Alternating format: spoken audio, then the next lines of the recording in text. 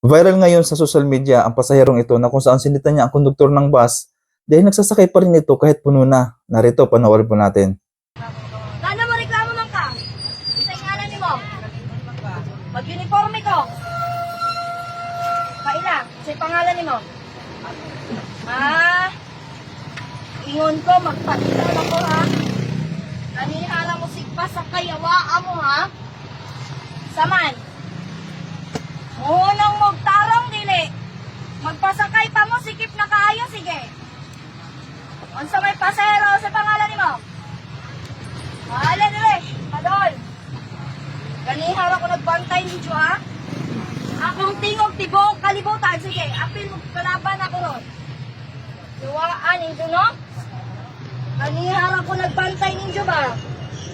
Bisaya man ka mo, padool mo na ko, Tagalog ko. Taga Manila ko, nag-apil-apil ko sa kong trabaho ron. Kandihay ko gikan, Pinsela, Pikero, ang dami ako ngan. Luwaan ninyo no? Sige, pasakay pakip, sikip na kayo, ganihara ko nagbantay ninyo. Ayan po, sa tingin po ninyo, tama kaya ang ginawa ni ma'am sa kanyang ginawang pagsita sa konduktor ng bus?